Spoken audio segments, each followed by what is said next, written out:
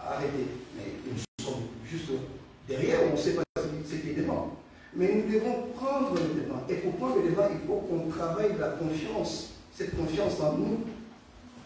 Et cette confiance, quand on est devant quelque chose, parce que ça c'est une écriture à nous, qui nous a été donnée, qui s'appelle Mandombe.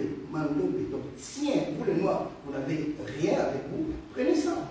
Et ce que vous allez remarquer aussi tout à l'heure, que nous sommes entre nous, mais on parle une langue d'autrui. Moi, ça me met très mal à l'aise. Mais je suis obligé de le faire. Pourquoi? Parce que on va le mettre sur la place publique pour que les autres aussi puissent regarder ou suivre cette conférence. Mais nous devons nous faire confiance. Ça se travaille. Parce que quand on n'a pas confiance en soi, vous devez vous mettre en tête, on ne peut prendre une décision que quand on a confiance en soi. Et dans, chaque jour, c'est une statistique universelle, chaque personne prend au moins 200 décisions dans sa tête. Tous les jours, vous prenez des décisions. 200, au moins 200. Je vais manger quelque chose pour le frigo. Oui ou non, je mange. Je vais appeler quelqu'un. C'est une décision. Je vais balayer la maison. C'est une décision que vous prenez sans pourtant se rendre compte. Plus ou moins 200 décisions que chaque jour. Mais il y a des résistances. Il y a une résistance interne et une résistance externe. Les résistances internes, c'est ce qui est en nous. Quand vous voulez prendre une décision, il y a l'intérieur qui parle. Non, ne fais pas ça. Ne fais pas ça. Or, on ne peut prendre une bonne décision que si on a un objectif précis. Si l'objectif n'est pas précis, on ne sait pas prendre une décision. Et la résistance externe, c'est l'environnement, les gens qui nous entourent, la famille, les amis, tout ça. Tu présentes quelque chose que lui-même ne sait même pas le contenu et te dit non, laisse tomber, ça ne va pas fonctionner. Donc, en ce qui nous concerne, nous devons prendre une décision parce que ça nous concerne. C'est propre à nous si nous voulons vraiment être en avant et faire des choses comme les autres le font, nous devons prendre une décision. Je vous remercie.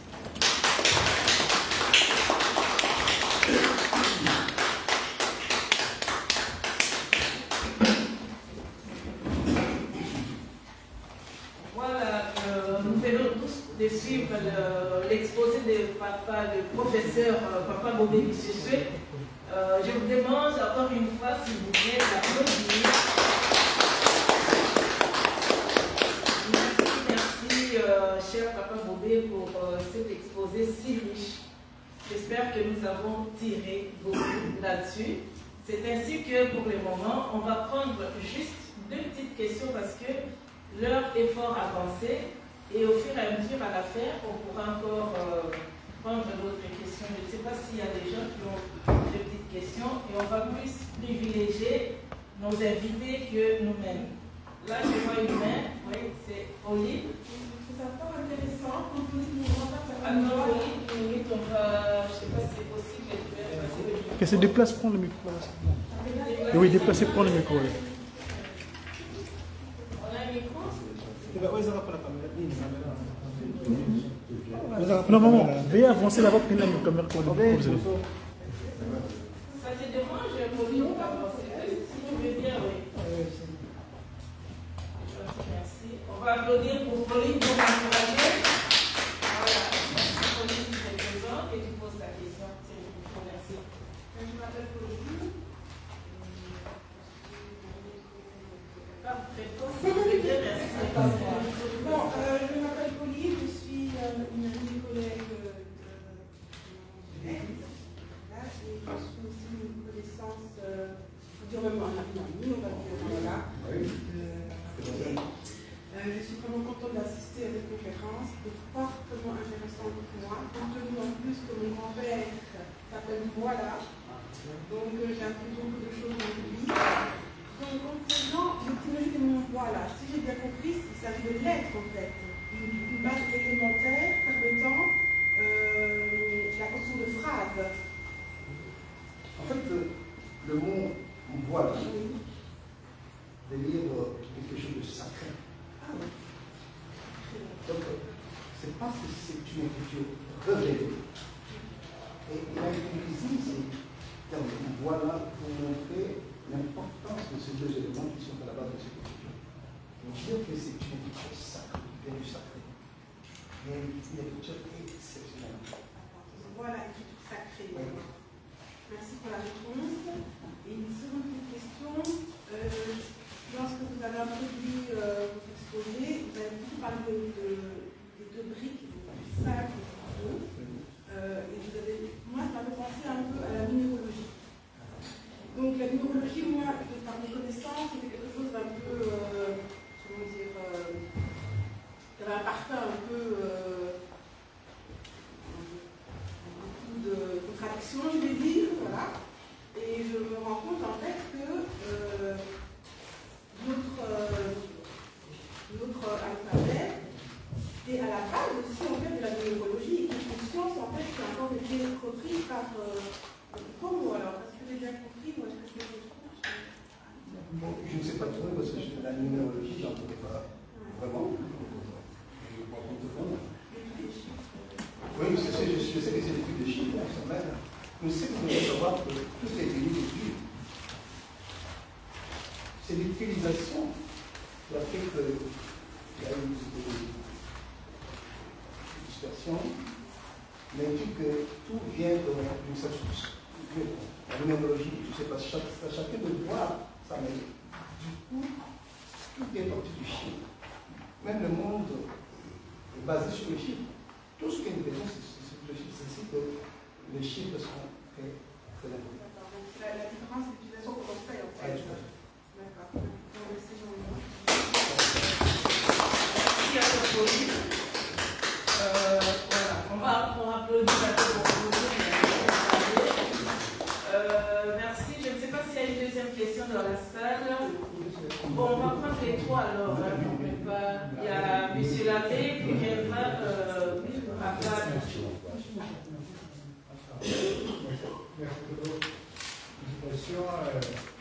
S'il vous plaît, M. Labbé, si vous savez vous tenir les mots, s'il vous plaît, si ça ne vous dérange pas.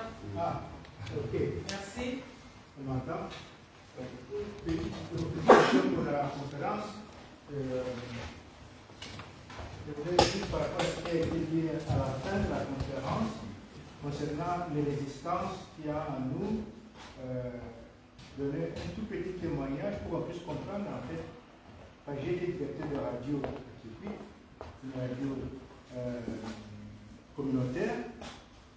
Dans une ville où on parle tout le monde parle du Congo, tout le monde parle du Congo. Mais les gens voulaient que la radio soit en français.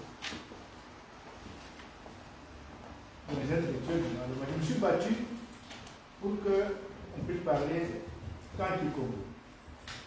Qu'est-ce que j'ai compris? J'ai compris que pour beaucoup de gens, quand on a un micro et qu'on parle en Congo, le micro va refuser de prendre la langue du Congo. Donc quand on a un micro, il faut que ce soit en français parce que le micro est pour les blancs, donc ce n'est pas à nous. Donc vous voyez, pourquoi le problème là? Nous sommes ici entre nous. Tout le monde peut bien, tout le monde a comprendre le Congo ici. Ceux qui vont suivre, ce que vous l'avez dit, et ceux qui vont suivre, il faut que ce soit en français. Ceux qui vont suivre sont les mêmes que ce sera pas. Jamais les Français vont suivre ce que nous disons ici, jamais. C'est nous-mêmes. Donc, je veux dire, l'argument que nous donnons, parce que ça doit être suivi par tout le monde, c'est un faux argument, pour que nous puissions être suivis pour une personne à notre langue. Alors, pour parler de Congo, donc on a parlé à la radio là. Finalement, ça a été la radio de tout le monde. Et tout le monde venait parler. Donc, je crois qu'ici aussi, si nous faisons cet effort-là, moi-même, je suis en train d'écrire maintenant un dictionnaire anti-Congo. Mais entièrement, c'est pas le Congo français, Kikongo, expliquer Kikongo, anti-Congo. Dissous, c'est le Keki, Munoko, anti-Congo. Merci beaucoup, M. Labbé. Et je voudrais juste vous dire que M. Labbé, c'est un écrivain aussi, c'est un professeur. Il a écrit plusieurs livres, et je l'ai reçu plus d'une fois dans mes éditions. En fait, que nous devons savoir sur ce que M. Abbé vient de dire? Nous devons faire un effort. En fait, nous devons se donner les moyens. Nous devons être capables de prendre des décisions, des vraies décisions. Sinon, nous n'existons pas. C'est très important ce que vous pouvez dire. Parce que ce que j'ai remarqué, l'homme blanc a quitté son pays pour aller chez nous. Et il n'a pas demandé à qui que ce soit. Il est venu, il s'est imposé. Mais nous, quand nous venons ici, nous venons en mendiant. C'est ça la différence. Voilà en fait. Merci beaucoup, monsieur. Merci à vous. On va prendre la dernière question, mais on demande à Papa Pichou s'il vous plaît d'être bref. Merci d'avance. Merci beaucoup. Je suis très heureux de prendre part à cette conférence. Bon, merci aux initiateurs. J'ai pas vraiment une question, mais j'ai plutôt une recommandation. D'autant plus que le 25 mai, c'est la journée internationale de l'Afrique. C'est la journée que l'OIA, l'Union africaine, fête son anniversaire. C'est la journée de la création. Et quand je suis l'exposé du prof qui donne la quintessence de deux chiffres, 2 et 5, moi je pense que je ne sais pas quels sont les efforts qui ont déjà été fournis pour que le Mandongo soit enseigné partout, chez tout le monde. Est-ce que ça reste encore dans le ghetto kinoniste, ou bien on a déjà élargi les champs des transmissions de cette écriture? Je recommanderais que nous puissions organiser des ateliers, que ce ne soit pas dans des occasions comme ça, des ateliers et pourquoi pas des formations, même spontanées, mais néanmoins de manière régulière. Parlons, si je veux pas contredire le prof, il est prof, on se connaît très bien, mais j'aimerais quand même qu'on reste dans cette dynamique de transmission internationale universelle.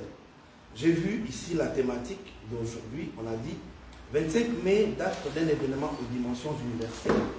Donc ça veut dire que c'est bien. Aujourd'hui, nous voyons, on est entre nous. On peut bien parler en lingala, ce serait d'ailleurs mieux. On voit ici les mamans, ça aurait été vraiment mieux que les explications qu'on a reçues aujourd'hui, que ce soit en lingala. Au Congo, ce serait difficile parce que tout le monde n'est pas du Congo. Mais on doit aussi quand même garder les côtés universels. C'est-à-dire, si nous voulons transmettre nos valeurs culturelles, nous devons aussi respecter la tradition linguistique. C'est ce que je voulais dire. Merci.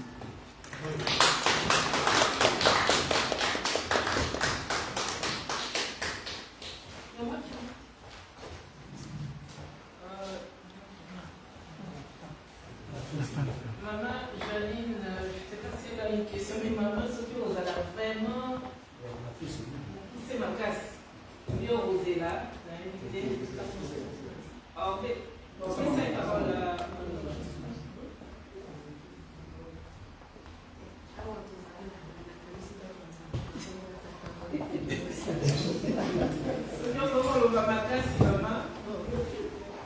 ezali boye ndenge kaka namoni papa auti koloba mpona kolobela makambo yango mingi na lingala pamba te eza na monoko na biso ndenge alobi bamama mpe bayaka biso bamama toyaka na bato mosusu oyo baza likolo mingi te motu lokola ngai naloba kaka mpo bocomprendre ngai soki olobi nakoma moi quelques phrases na kokoma na lingala na swahili bon na oyo minoko nayebi oyo ya biso mais na français ezali mwa difficile kola ngai mais sikoyo boye ngai namoni mpe kolakisa mingi mpe na biso nano bakolo mpe likambo bato bayeba mpe nano kosala ta kokoma mokanda yango na monoko na mboka swahili lingala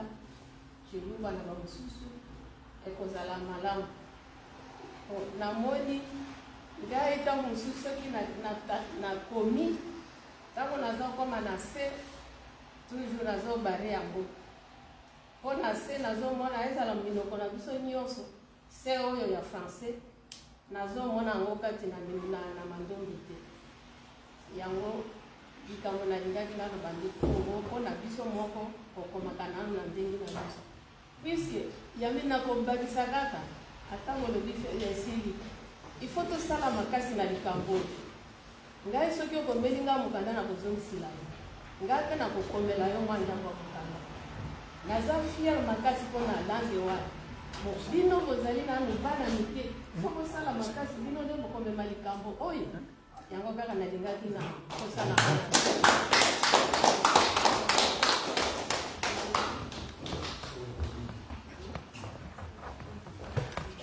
En fait, la guerre par rapport à l'intervention à maman, malgré son âge, il se met à Ivoire Mando.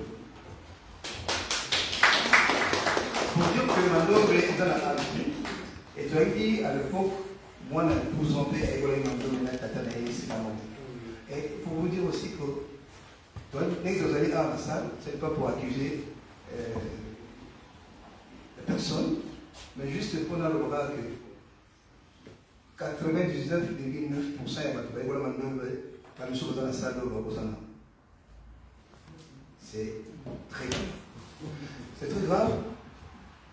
Spécificité maintenant, les amis, sur le total, tu vois que l'écriture maintenant. Mais, tu vois que l'écriture maintenant. Mais, ce que c'est là où tu vas découvrir langue mini, on déchirait langue mini, mais à première vue, tu vois que l'écriture m'annonce. Et on a la guillante. Ah, où est ça qui m'a?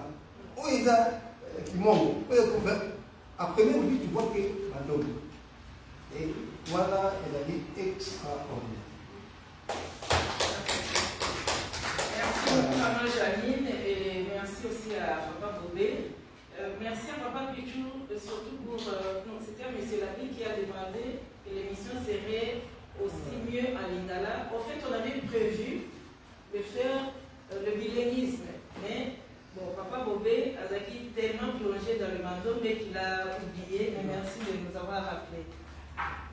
Bon, Papa Pichou. Oui. C'était comment faire pour la remarque. Papa Pichou. La remarque. Non, il a fini la commande. Une recommandation. Moi, je... En fait, pour répondre à Papa Pichou, en fait, Mandombe,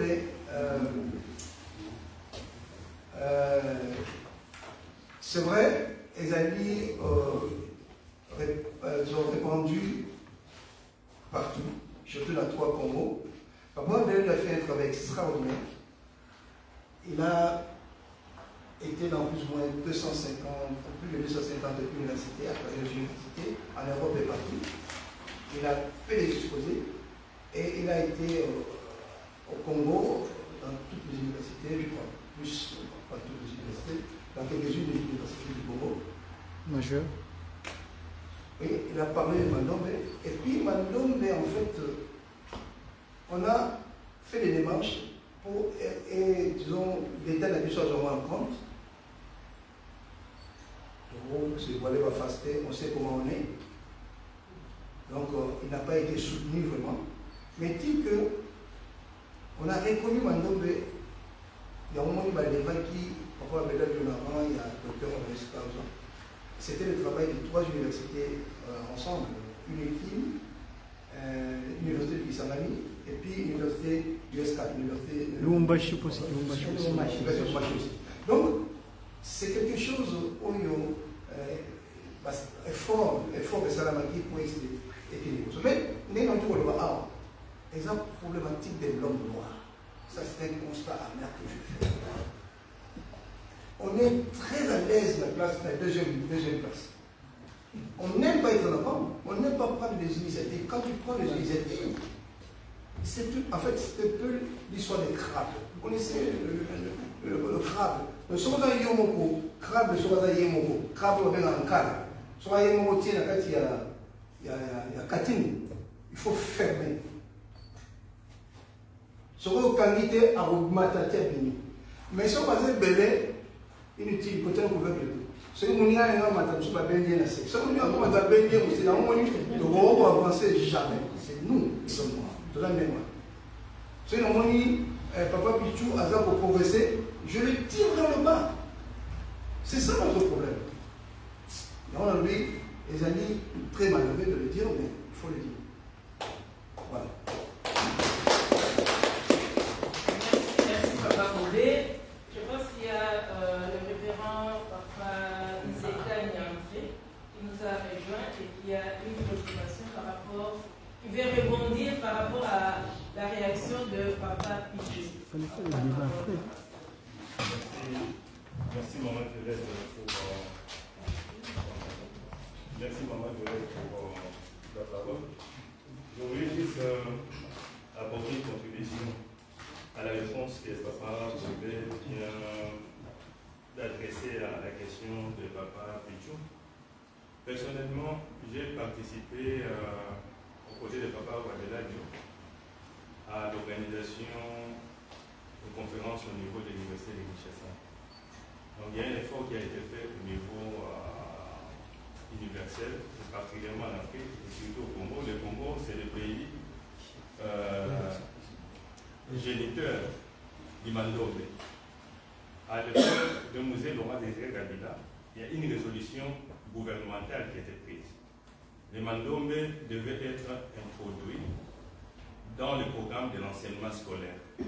Et ça, c'était résolu. Le ministre Yerodia, qui était le ministre de l'Éducation nationale, en tout cas, il était en train de travailler sur ça. Mais, comme vous savez, chez nous, il n'y a pas la continuité au niveau des institutions. Lorsque le pouvoir de Kabila est parti, et les ministres Yerodia se sont partis, ceux qui sont venus après, ils sont venus avec d'autres projets. Et il n'y a personne qui a repris cette initiative qui était déjà en processus. Donc, c'était mort à ce niveau-là.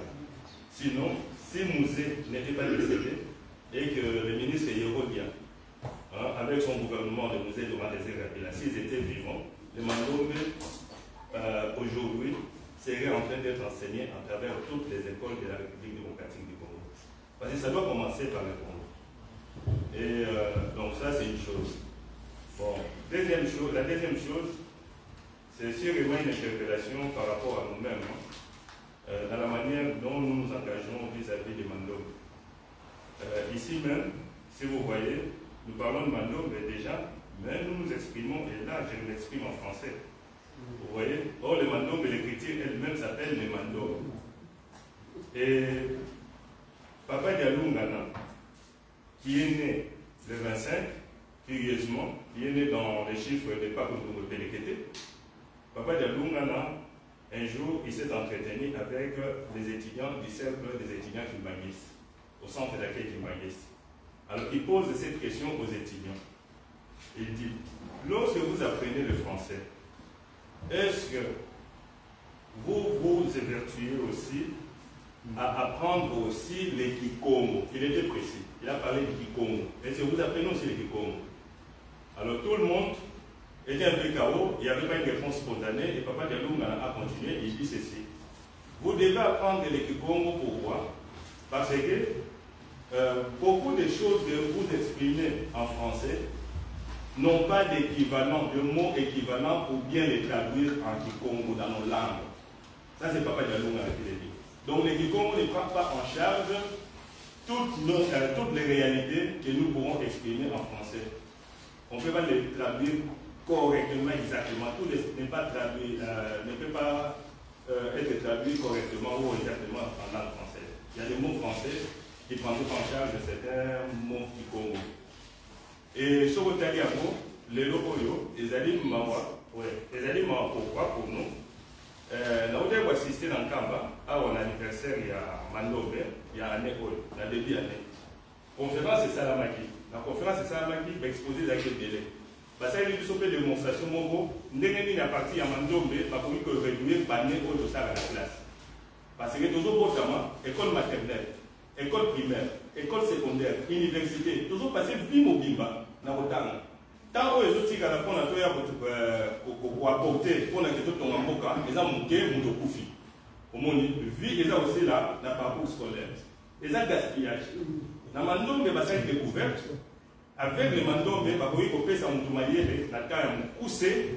Donc, vie mobilité, quand il peut aider, on met dans au monde. Mais malheureusement, quand on va à la conférence en gros, parce que ça va monter en français, dans le cadre. Au monde. Et bien, ceux qui ont évité, Baza, pour surveiller Bissot. Baza, pour surveiller Bissot, pour imaginer que tout ce que nous faisons, ils allaient suivi à la lettre. Malgré le mot Ningani, ils ont suivi à la lettre. D'où, ceux qui nous avons fait ce que nous mandons, et c'est l'équipe Toyeba, et nous avons mandé Bissot. Au monde. Pour découvrir que nous avons fait ce que nous pour être tout bon, ma oye a révélé Bissot. Pour être tout se développer. Mais, tous les autres en français, tous les autres textes en mot, parce que nous avons la guerre, tout le monde a été organisé dans le monde. Na gouvernement, baza manipulé. On a fait nous tous les monde. Nous avons la sécurité, nous avons merci.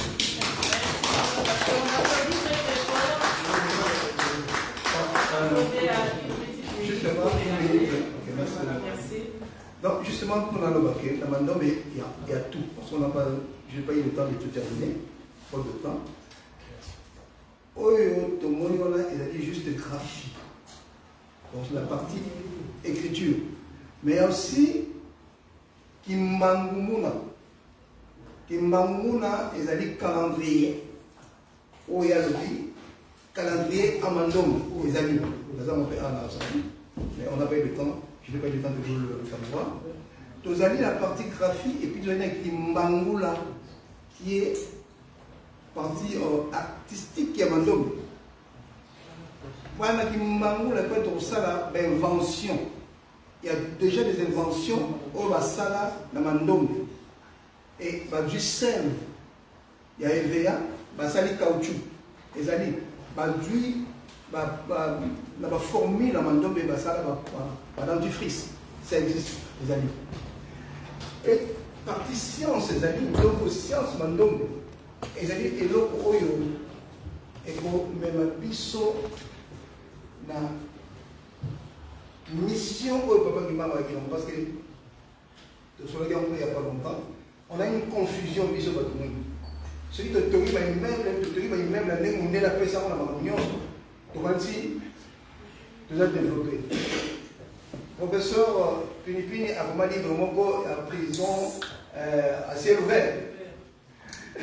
Maintenant, il dit quoi? C'est-à-dire que nous sommes en prison mentalement tout quand même. Or, il faut tant que vous créez, que maintenant nous permet de créer ton liberté. Parce que ceux qui capent aux salles, les logos mouillés à salaire, aux autres, c'est vraiment tout le monde, le soir, quand il y a matière première, donc c'est ça, il faut qu'il y ait la création. Or, tant que tu as l'écriture, il y a bichoté, et vous allez passer. Si vous ne prenez pas de décision et quelqu'un d'autre prend une décision à ta place, c'est que tu n'es pas libre. Voilà. Un grand merci à vous, Papa Bobé, pour votre dernière intervention jusque-là. Voilà, on va maintenant passer à l'autre sous-thème, la date du 25 mai, date d'un événement aux dimensions universelles. Donc c'est une question qu'on nous pose et la question, pour les questions, la question, je veux dire, va nous être donnée par le professeur Sadiki, le professeur Dr Sadiki, qui je vous demande d'applaudir très très fort. Bien, merci bien. C'est quoi, nos amis un peu perplexes. Et il décide à ça la monnaie.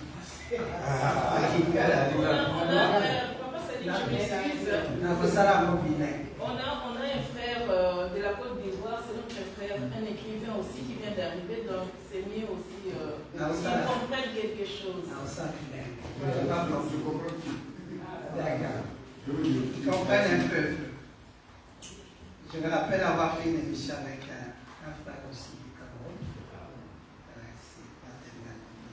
parle aussi un peu. Bon, voilà. Donc, le sujet d'aujourd'hui, pour ma part, c'est ceci.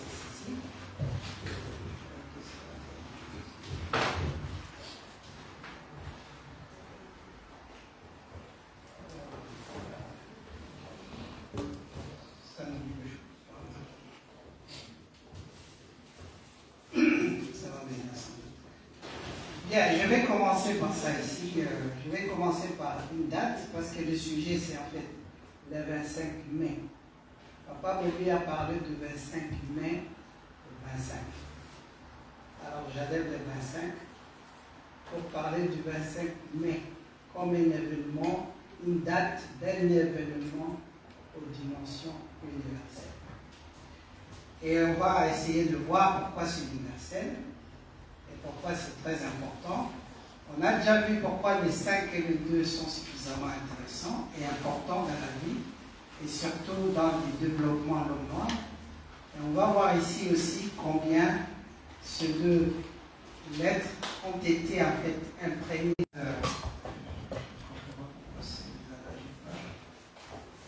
va être mis sur le pointeur ici. Je ne sais pas si vous suivez ça. Vous pouvez voir? D'accord, c'est bon. Donc, je vais commencer par une date dans un calendrier. On a parlé tout à l'heure du calendrier, mais je vais parler des calendriers Oyobisonyoso et climatiques. Et après, on va parler de comment faire connaître le 25 mai dans notre vie. Eh bien, nous savons que tout sur la Terre est rythmé par le temps. Nous vivons dans un monde, dans un espace et dans le temps.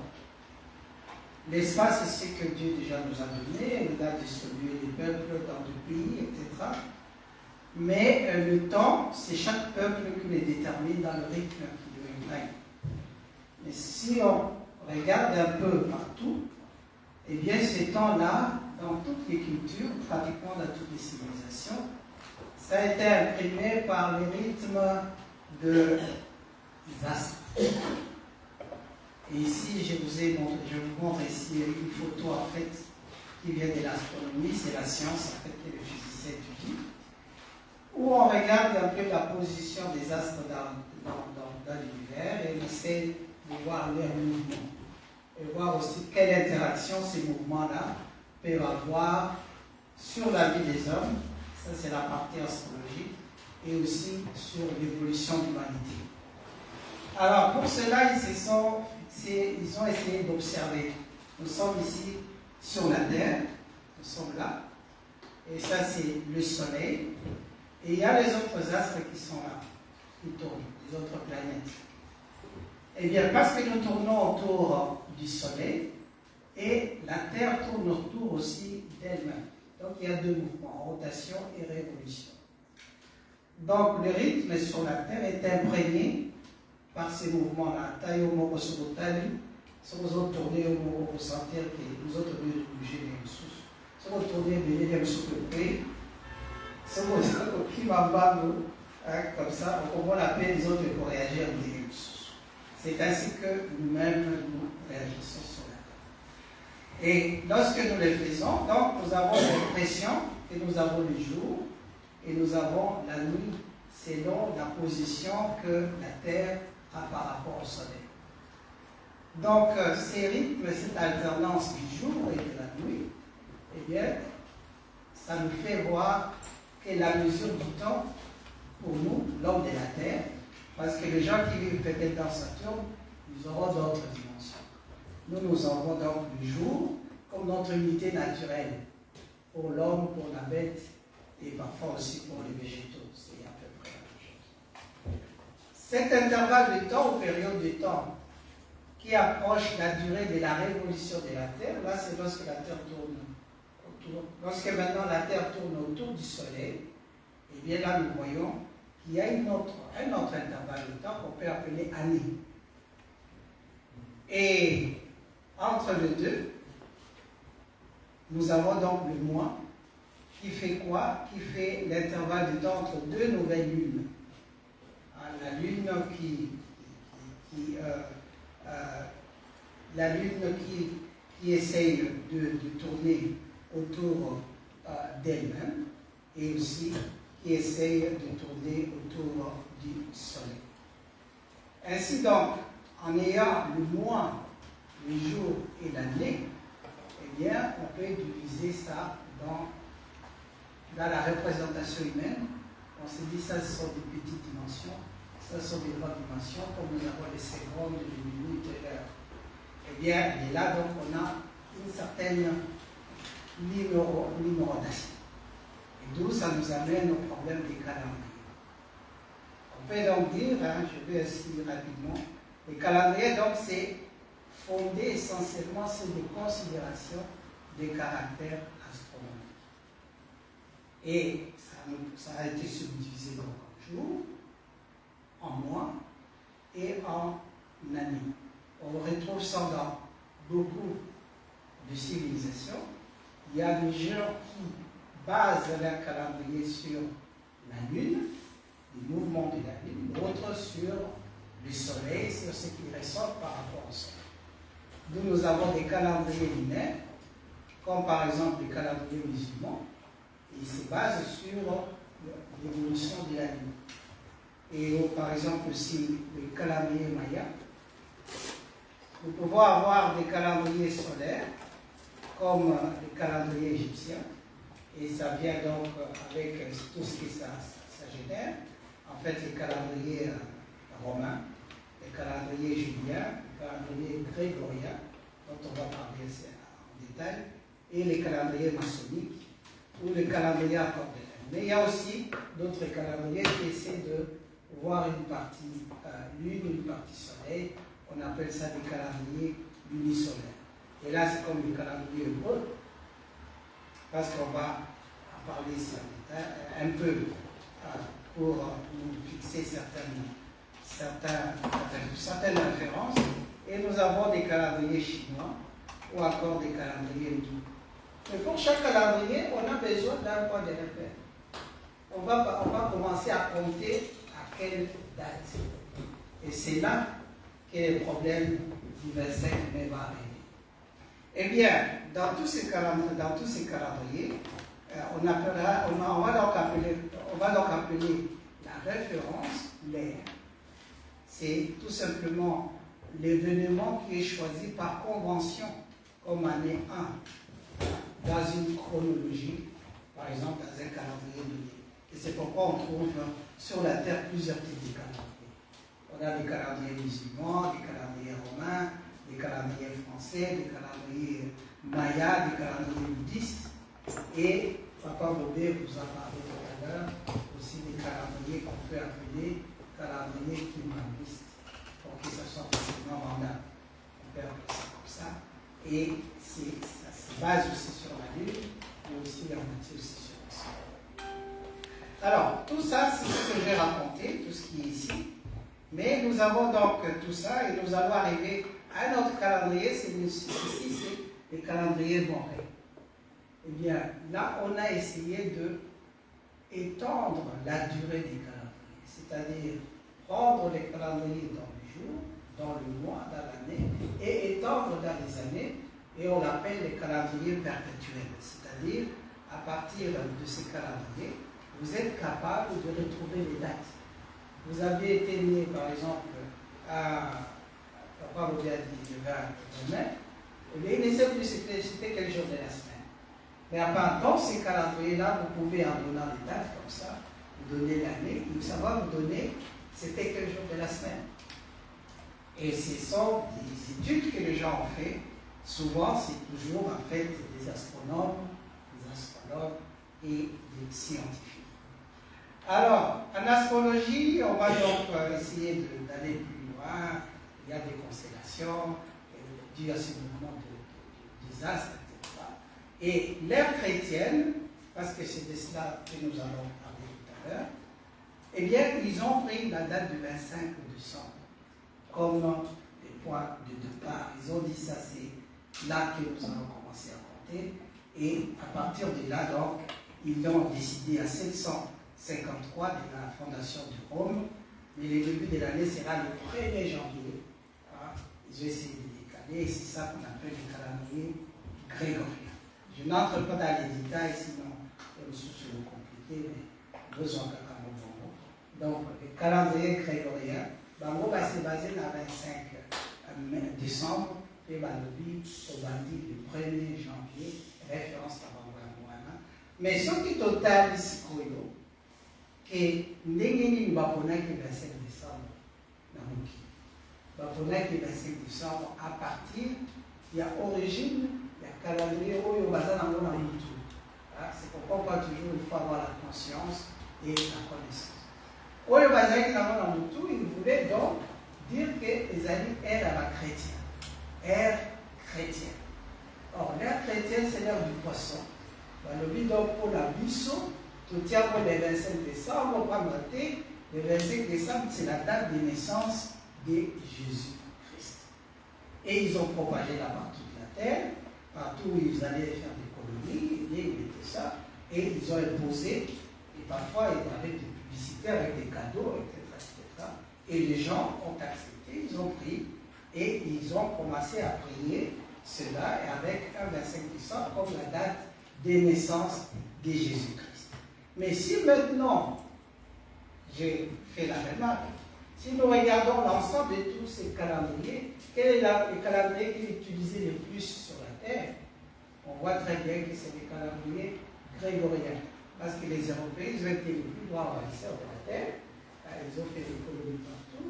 Ils ont fait, ils développent aussi la technique et tout ça. Donc, par conséquent, c'est eux qui dominent, en fait, le monde pendant longtemps, qui ont dominé le monde pendant longtemps. Après la chute de l'Égypte, c'est eux qui ont dominé le monde. Après ça, un peu carburant, etc.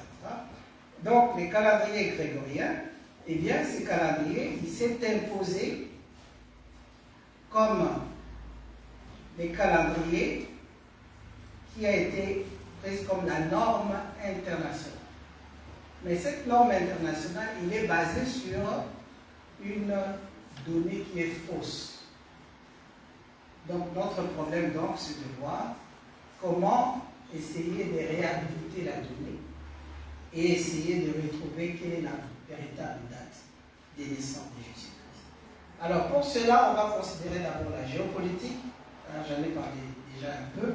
Eh bien, eux, ils ont considéré cette date faussement parce qu'à ce moment-là, c'était tout simplement l'Empire romain qui dominait le monde et ils ont imposé ça partout. Les détails un peu techniques, ça je n'entre pas.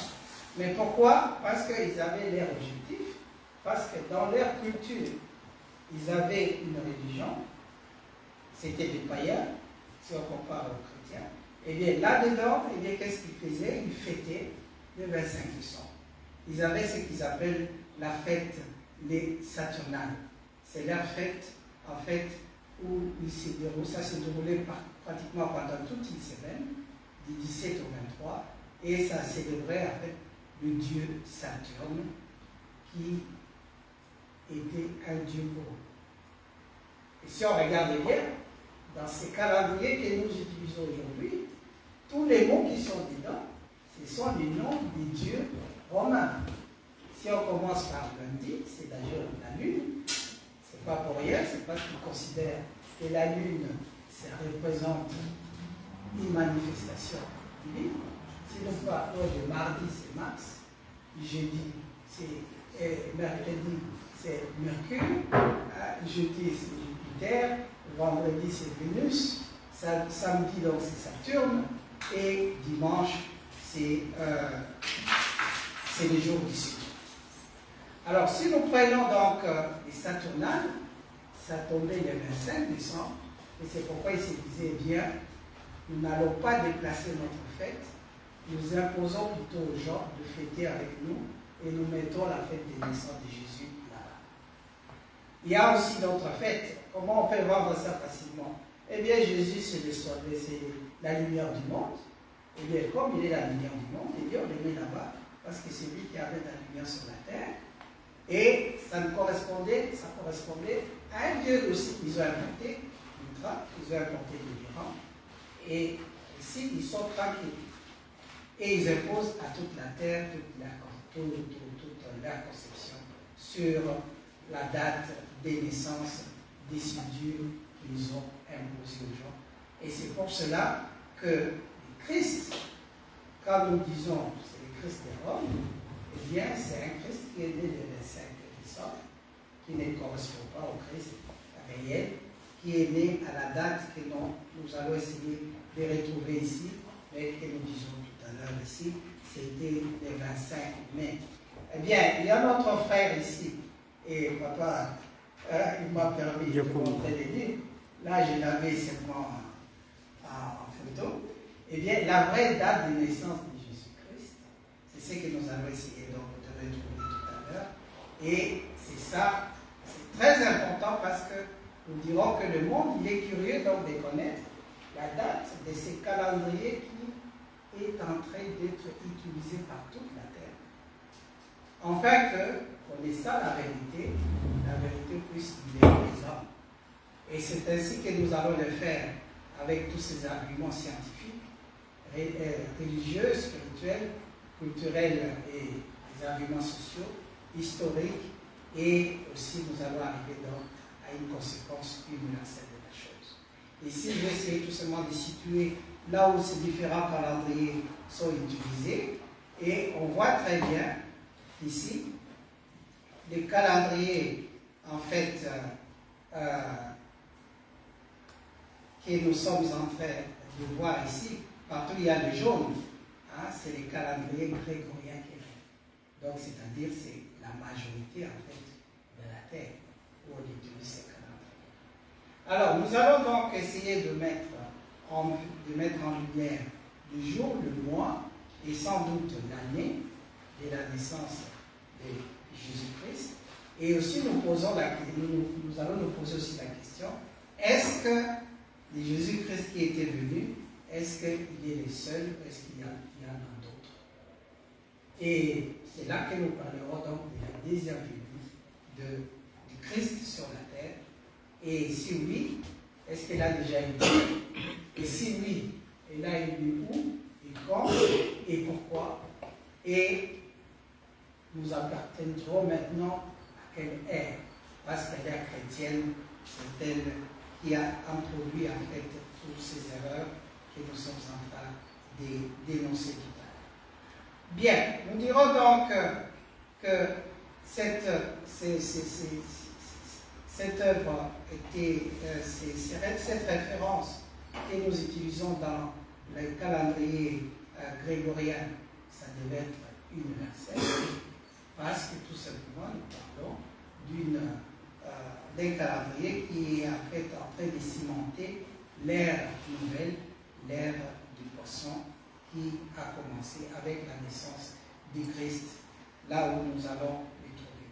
Alors c'est ainsi donc que je vais d'abord parler ici de ces calendriers hébreux, parce que nous parlons de Jésus-Christ. On sait qu'il a été né à Bethléem et que ça s'est passé au Moyen-Orient. Et avec cela, donc, nous allons parler d'abord des aspects climatiques, culturels et historiques. Et pour cela, on va prendre carrément la Bible elle-même pour nous situer. Est-ce que c'est vrai? Est-ce que c'est pas vrai le 25 décembre? Si c'est pas vrai, alors c'est quoi? Et là, je prends directement Luc 2:8. Lui, il a parlé de bergers. C'est pour là que je parle des climatiques et culturels.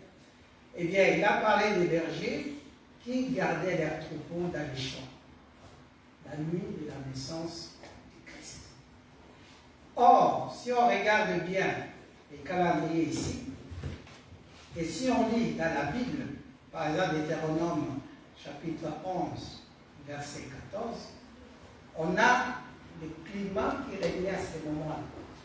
Eh bien, on dit que ces moments, c'était les moments de pluie qui ont commencé, ont été les troupeaux à l'abri toute la nuit. Et ensuite, les mois qui a suivi en Islam, les mois suivants, eh bien ici, il faisait froid et il pleuvait. Enfin, au mois de Tébet, qui est décembre, là nous avons commencé en octobre à novembre, nous sommes en décembre et en janvier, et bien là on enregistre les températures les plus basses de l'année, et de temps en autre, il neigeait même sur les cœur, de telle manière que le troupeau ne pouvait pas être dehors. Donc le berger ne pouvait pas être dehors à ce moment-là pour nourrir leur troupeau. Ainsi donc, la présence nocturne de berger dans les champs s'accorde donc fort bien avec le fait qu'il nous fixe les mois, en fait, de 24 mai au 23 juin, c'est les mois du Sivan, c'est les mois du Sivan ici. Et ces mois-là, c'est les mois, en fait, qui est situé entre le 24 mai et le 23 juin. Et ce qu'Isaïe aussi disait, il disait que quand l'enfant sera né, eh bien, qu'est-ce qu'il va manger? Il va manger du crème, il va manger du miel. Eh bien, s'il va manger du miel, ça doit donc être pendant la saison, il y a du miel. Or, pendant la saison ici, dont on nous parle dans Luc 2, 8 à 12, eh bien, ce n'est pas une saison, il y a du miel. Donc, c'est dire donc que c'est faux, ça ne peut pas être les 12, les 25 décembre, qui sont les mois les plus défavorables pour que cet événement climatique, à cause de ces conditions climatiques, pour que ceci puisse se passer. Nous avons les aspects historiques. Là, on va parler de recensement. La plupart des recensements que Moïse faisait, se faisaient au début du 10e mois. Et plus précisément, le premier jour du mois. C'est le mois ci. Ici, je vous ai montré, c'est le 8e mois, mais en Israël, l'Église utilise deux calendriers. Il y a le calendrier civil ou agricole, et il y a un calendrier biblique. Eh bien, ici, c'est le 2e mois dans le calendrier biblique, mais c'est le 8e mois dans le calendrier civil. Et cette période, eh bien, elle est en fait celle que nous allons considérer d'abord comme les dates des recensements de Moïse. Mais à partir de l'an 1142, l'année de l'indépendance juive, par rapport au souvenir des Maccabées, et tenant compte de la construction du temple de Salomon, ça on le voit dans 1 Roi 6. On prend la Bible ici parce qu'il s'agit de là. Eh bien, toutes les activités politiques étaient décalées d'1 mois. C'est-à-dire donc que le jour du recensement est allé au premier jour du 3e mois et non pas du 2e mois. N'est-ce pas? Or, le 3e mois, c'est le mois du Sivan. Ces mois-là, comme nous venions de le montrer ici, c'est le mois du Sivan, le 3e mois. Ça c'est le premier, deuxième, troisième, donc c'est ça. Eh bien, nous allons donc arriver là-bas et voir que les recensements ne pouvaient que se faire entre le 24 et le 23 juin, et la période de ce mois du Sivan. Donc ça ne pouvait se faire que le 24.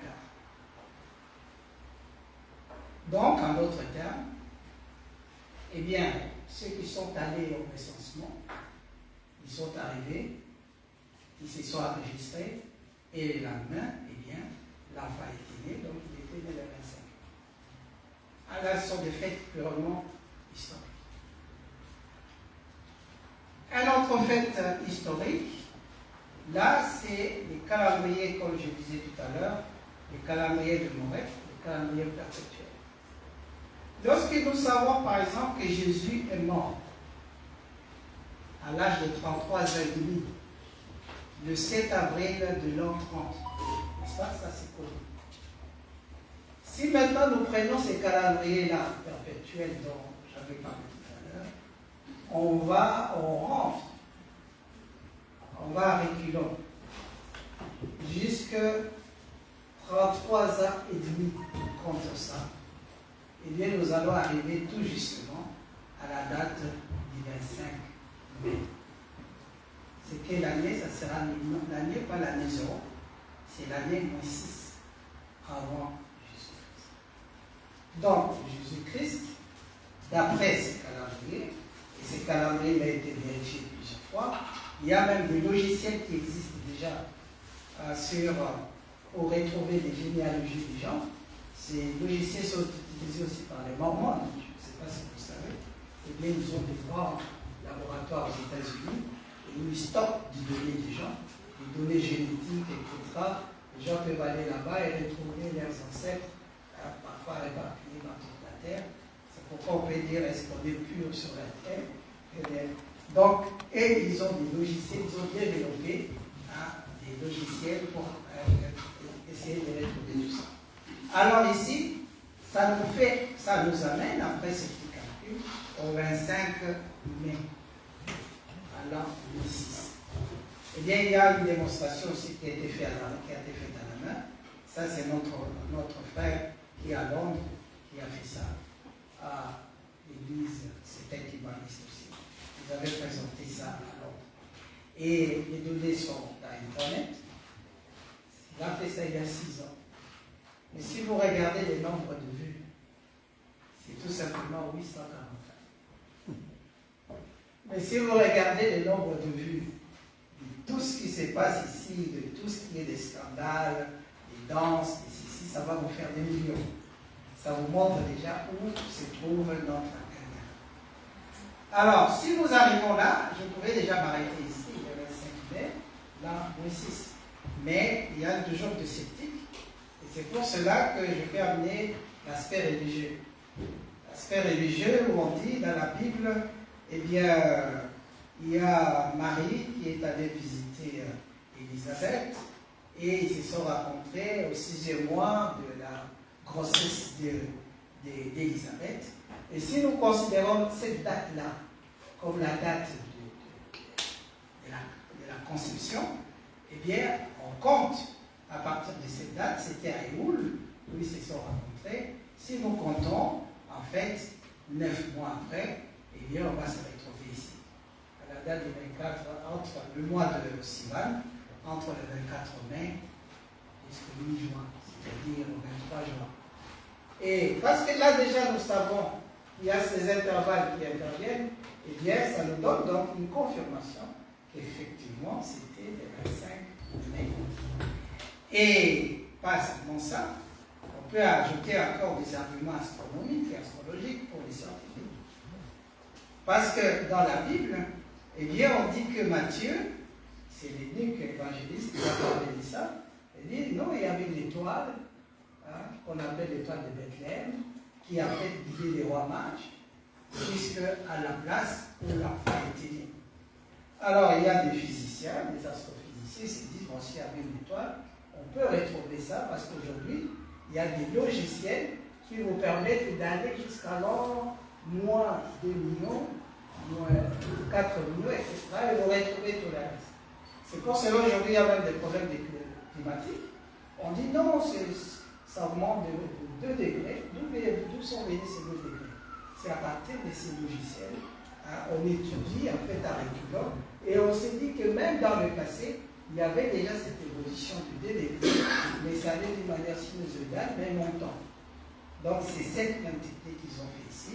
Et ils se disent, qu'est-ce qui peut produire une grande étoile qui rayonne dans l'espace? Eh bien, ça doit être de conjonction, en fait, des planètes. Des planètes, il y a des planètes qui brillent plus, d'autres qui brillent moins, et si ça se conjugue, eh bien, on peut donc, ou encore ça s'aligne, eh bien, ça peut provoquer ces événements. Alors, voyons dans l'histoire un peu si ça s'est passé. Et pourquoi ça? Matthieu, lui, il était basé sur, en fait, bien sûr, il a soit entendu parler ou vu, je ne sais pas. Mais en tout cas, dans l'Antiquité, eh bien, le monde où l'humanité vivait toujours en observant les astres.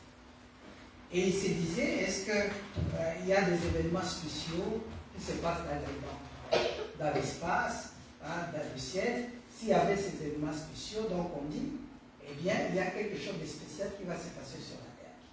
C'est pourquoi il se disait, que ce soit dans les civilisations égyptiennes, où nous sommes nous-mêmes aussi originaires, et les civilisations babyloniennes qu'on a influencées, des civilisations grecques et chinoises qui n'ont fait que copier les civilisations égyptiennes, eh bien, on disait que les événements astronomiques influençaient l'évolution de la Terre, ça faisait des signes divins ou de présages influençant les affaires de l'humanité. Ces événements, ça peut être donc des comètes, ça peut être des alignements des planètes, et bien ils sont connus pour annoncer des changements majeurs ou des événements marquants sur la Terre. Alors ici, nous voyons les alignements, par exemple, nous voyons notre lune là-bas qui va tourner autour de la Terre ici. Et toutes ces planètes, ils tournent autour du Soleil. Mais à un moment donné, eh bien, ils peuvent s'aligner. Et quand ils s'alignent, c'est un événement spectaculaire. Alors, les scientifiques, ils ont dit, mais si ça fait comme ça, eh bien, on peut le retrouver par des calculs. Et ils ont fait des calculs. Les plus grands physiciens, en fait, celui qui fait la mécanique céleste, c'était Kepler. Eh bien, ils ont commencé par faire ça. Et ils pouvaient retrouver donc, même jusqu'à là, en 2000, eh bien, l'époque présumée de la naissance de Jésus, tous les événements qui s'étaient passés dans le ciel. Ils ont été enregistrés dans, on appelle ça, des archives astronomiques, et ça s'est enregistré souvent au Japon, soit en Chine, ou encore en Corée, pour avoir tout ce qui s'est passé là-bas. Mais maintenant, on peut le faire même ailleurs. Eh bien, c'est ce qu'avait fait, par exemple, l'astronome américain Michel Molnar. Mais il y a eu beaucoup, en fait, de ces études. Je ne les ai pas éliminés ici. Je les ai éliminés pourquoi? Parce que si nous disons que Jésus était né pendant la période d'Hérode, or Hérode, il est mort en l'an 4 avant Jésus-Christ. Donc tout ce qui s'est passé après, ce n'est pas, ça ne pouvait pas être. Donc tout ce qui s'est passé à l'an 3, à l'an 2, avant Jésus-Christ, à l'an 1 avant Jésus-Christ, ce n'est pas à considérer. Donc ça doit se passer entre ces périodes. Et si nous considérons ces périodes, donc on peut dire, avec une marge d'erreur, ça devait se passer entre l'an 7 et l'an 4, qui est la nuit de la naissance, de la mort de Hérode prévu. Alors c'est ainsi que nous prenons le premier événement, c'est celui de l'astronome américain, Molnar. Eh bien, lui, il a trouvé qu'il y avait le 17 avril de l'an 6, avant l'ère chrétienne, une intéressante conjonction des planètes. Eh bien, c'est ainsi ces conjonctions des planètes qui ont fait qu'il y avait en fait des situations extraordinaires au ciel, et ça peut être ça là qui pourrait être considéré comme cette étoile qui a guidé le roi mage. Parce que si on s'est dit que le roi mage, ils sont venus en fait d'où? Ces rois mages, si vous voyez l'histoire des rois mages, au début on leur donnait pas de nom, après on a commencé à leur donner des noms. Après on a commencé à dire qu'ils étaient venus peut-être d'Afrique, mais en réalité c'était des gens, ces noms-là, les Balthazar, tout ça, qui sont des noms du Moyen-Orient. Mais seulement ce qu'on ignorait, et qu'à ce moment-là, de ces côtés-là, il y avait aussi des Noirs. Donc, quand on voit qu'il y a quelqu'un qui est un peu foncé, ce n'est pas qu'il était noir d'Afrique, mais il était le noir de là. En fait, ils sont partis tous d'Afrique. Donc, c'est ainsi que, si on considère qu'ils sont venus de là, de l'Iran, partout où on a amené le peuple d'Israël en colonie, eh bien, l'Iran, l'Irak, pour que ces gens-là, ces illuminés ou encore ces savants, le roi mage, c'est tout simplement de savants, pour qu'ils arrivent en Israël, eh bien, s'ils sont très rapides, ils peuvent prendre 15 jours. Or, ce n'est pas sûr qu'ils étaient très rapides. Donc, ça peut prendre 2 à 3 mois. Et la vue de ces planètes, ce n'est pas seulement ça se voit aujourd'hui, ça prend du temps. Ça peut prendre quelques jours, ça peut prendre 1 mois et c'est visible. Il y a d'autres même qui ont fait, la durée c'était plus de 6 mois. Eh bien, on voyait toujours la même étoile. Et si on prend le 17 avril, on ajoute quelques mois, on ajoute quelques jours, et bien on va arriver au 25 mai. Donc on peut dire que c'est peut-être l'étoile qui a été vue là. Et bien ça c'était Molnar, mais je prends un autre, c'est Greg Mathéus. En fait, lui il est professeur d'astrophysique. ici ce n'est pas la sorcellerie, c'est tout simplement de la physique, eh bien, il a étudié aussi avec les logiciels, et là, c'est l'écran qu'il avait à l'ordinateur, ce qui lui a été donné. Et ils ont comparé avec des données qui ont été relevées en Chine, l'astronomie, et ils se sont rendus compte que c'était comme ça. Lui, au lieu de voir ça le 17, chez lui, c'est le 18. Mais ça entre toujours dans la même intervalle, c'est-à-dire si on croit que ces rois mages étaient sortis de là ils ont vu ça le 18, ils sont sortis de là pour arriver, et bien ils ont pris ce temps, et c'est sûr qu'ils sont arrivés vers le mois de mai, et le 25 mai, qui correspondait à la date de recherche. Ainsi donc, il y a beaucoup d'éléments qu'on peut dire, mais ça c'était tout simplement pour confirmer du point de vue scientifique que cette date est tout à fait correcte.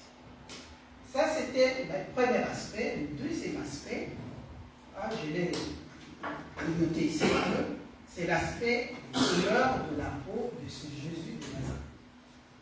Il était de quelle couleur? Tout ce qu'on a intégré dans notre mémoire, c'était que le Jésus c'était un blanc. Il avait la peau, il avait les cheveux longs, les yeux bleus, et il était en fait avec une robe, il est pareil, ces choses, je suis aussi des sandales. Est-ce que c'est correct? Est-ce que c'est correct? D'abord, il était dès le 25 décembre, on vient de démontrer que ce n'est pas vrai. Eh bien, il faut maintenant qu'on démontre aussi que la peau qu'on nous a vendue, c'est pas celle-là. Eh bien, si on prend Apocalypse 1, 14, 16, on dit à peu près sa description. Il avait des cheveux qui étaient blancs comme de la laine, c'est lui que Jean a vu sur le trône. Eh bien, il avait les yeux comme du feu, et il avait en fait des pieds. Ces pieds-là étaient de quelle couleur? Ces pieds étaient de la couleur d'airain. Ça, c'est la couleur d'airain. Et on nous dit que sa voix était grande, du bruit, ça faisait du grand bruit. L'Apocalypse 4.3, lui, on dit son aspect. Là, on a vu le pied. Et là, ici, on va voir son aspect. Là, on a vu le pied et la tête. Maintenant, son aspect, on dit pierre de jaspe et de savoine. Ça, c'est la pierre de jaspe. Et bien, cette couleur-là, si je regarde la majorité des gens qui sont ici, que nous sommes ici, eh bien, c'est cette couleur que notre peau a. Donc, ce n'est pas une couleur de l'Européen. En d'autres termes, de ces côtés-là, à l'époque, eh bien, en Égypte, d'abord, il y avait des civilisations, des gens qui venaient pour faire des cadeaux pharaons. Il y avait d'autres qui venaient chercher du travail, comme nous, on est venu chercher du travail ici. Il y avait d'autres qui venaient comme esclaves. Et bien, il y avait des mélanges. Et à partir de ces mélanges, ça a donné, en fait, des gens avec des couleurs pareilles. Et c'est pour cela que ce n'était pas possible que ce Jésus soit blanc. Mais il n'était pas du tout blanc. Il avait ses couleurs. Et là, j'ai mis la photo ici de la Vierge Noire de Pologne. Pourquoi? Parce que moi-même j'ai été là, j'ai visité ici la cathédrale, et j'ai vu ça et j'ai entendu aussi l'histoire. L'histoire, je vais la raconter ici dans la page suivante. C'est cette Vierge noire, en fait, avec son enfant Jésus noir. On dit que c'est un tableau qui est fait par Saint l'évangéliste. Et ça a été même canonisé par l'Église catholique en 1717. Mais c'était un prince polonais qui l'avait amené de la Russie. Il était parti là-bas, on lui avait donné ça comme un cadeau. Et lui, comme c'était Madonna, c'était la Vierge, il a prié sur ça. Et il avait des effets terribles. Et même quand ils avaient des guerres avec les Norvégiens qui venaient les envahir, et bien, ils priaient sur ça. Et bien, eux, c'est toujours qui triomphaient. Et le pape Jean-Paul II, eh bien, l'image qu'il portait donc dans cette tenue, c'était donc la photo, c'était ça. Et chaque année, il allait là-bas pour se recueillir. Et même le gouvernement polonais, et bien, il va souvent pour se recueillir. Il y a beaucoup de choses autour. Quand j'étais là-bas, à un moment donné, on m'avait invité. Et bien, j'avais aussi visité un certain nombre de choses. Au lieu d'aller dans ces détails-là, je vais me consacrer à ce qui est important ici. Et bien, donc, il y a des vierges noires qui démontrent donc qu'en fait, la maman de ce Jésus, c'était pas une blanche. Par conséquent, Jésus ne pouvait pas être un blanc. En plus, si on regarde encore la Bible, Matthieu 2, 13 à 15, eh bien, le roi Hérode, lui, il avait dit non, il a dit au roi, si vous rentrez, dites-moi là où je peux aussi aller adorer cet enfant. Mais, quand ces rois mages allaient rentrer, Dieu leur a parlé, il leur a dit non, ne rentrez plus par là. Et il a dit à Joseph, tu prends l'enfant et vous allez en Égypte, comme toujours. Eh bien, l'Égypte, pourquoi l'Égypte? C'est parce que c'est la couleur de sa peau. Et bien, si tu es en Égypte, ça ne posera pas de problème. On voit ici, quand nous sommes ici, on est discriminé parce qu'on est noir. Tandis que si un Polonais qui vient ici, il est polonais. Mais on les discrimine difficilement parce qu'ils ont déjà la même couleur, même s'ils n'ont pas la même nationalité. Nous pouvons prendre aussi Marc 15, 21. Il y a une version de la Bible où on dit les soldats romains, quand Jésus commençait à être fatigué, ils ont vu donc le cultivateur Simon de Cyrène passer. Et ils ont dit à ce Simon, ah toi Simon de Cyrène, viens aider votre frère. Pourquoi ils ont appelé votre frère? Simon de Cyrène était établi qu'il était noir, des Libyens. Donc c'est dire que Jésus aussi n'était pas blanc. Scientifiquement, comme on a dit qu'il y a maintenant des logiciels des recherches médico-génétiques qui se font sur l'origine du genre, eh bien, on a essayé de générer un visage d'une personne du Moyen-Orient à cette époque-là, et on a trouvé effectivement qu'il n'était pas blanc. Et c'est ainsi donc que nous pouvons dire que, en tout cas, Jésus n'était pas blanc. Alors, la deuxième question que nous avions posée ici tout à l'heure, c'était de savoir est-ce que c'est Jésus, c'est Christ plutôt, est-ce qu'il est revenu, est-ce qu'il y avait la deuxième partie? Ça, c'est la deuxième partie. Eh bien, nous disons, il y a même beaucoup de gens qui ont déjà écrit là-dessus. Eh bien, nous avons vu ici, notre frère avait écrit, bien sûr, il a parlé de Jésus-Christ de Nazareth, mais après, il a essayé de montrer à la fin que ça correspondait au 25 mai de 1916, la naissance du Papa Diamogala, et on va trouver ici pourquoi il devait être en Afrique et pourquoi au Congo. Eh bien, oui, c'est Jésus devait venir, c'est Christ devait venir. Donc, ce sont les questions que j'avais posées au départ.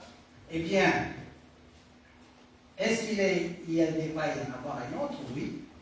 Est-ce qu'il est déjà ça, déjà il dit oui? Ou on va le dire et quand et à quelle heure, et dans quelle heure nous nous trouvons, je vais le dire tout à l'heure. Eh bien, Jésus lui-même, c'est lui-même qui avait annoncé ça.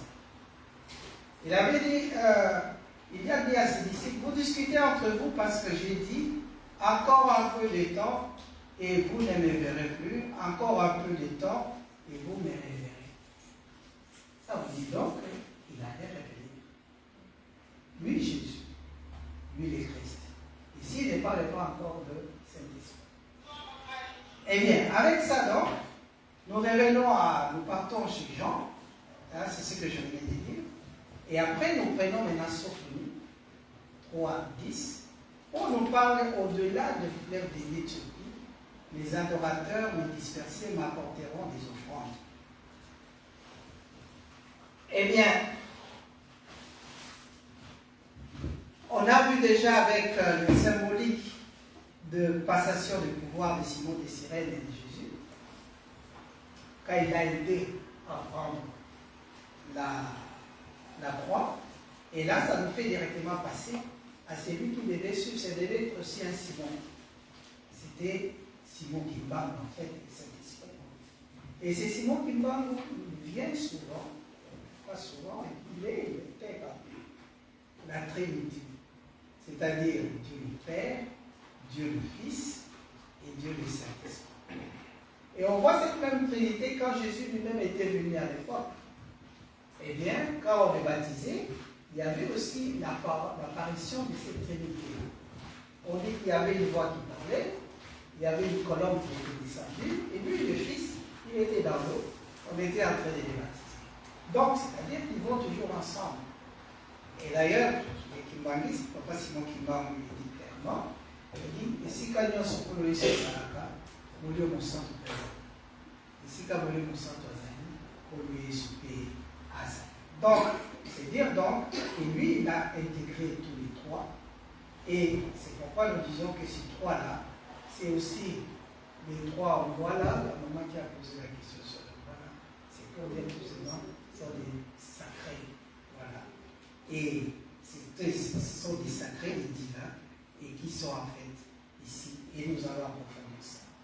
Eh bien, nous disons donc, si oui, nous disons, c'était où? C'est au-delà du fleuve d'Éthiopie, où c'est cette espèce de où les gens vont l'adorer, c'est dispersé, vont lui apporter des offrandes. Et après cela, bien sûr, Jésus a dit, dans l'acte des apôtres, il dit, c'est dans l'acte des apôtres, là on dit ceci, on dit qu'après que Jésus a dit cela, quelque chose, il monte au ciel sous les yeux de ses apôtres. Ensuite, un nuage le cache et il ne le voit plus.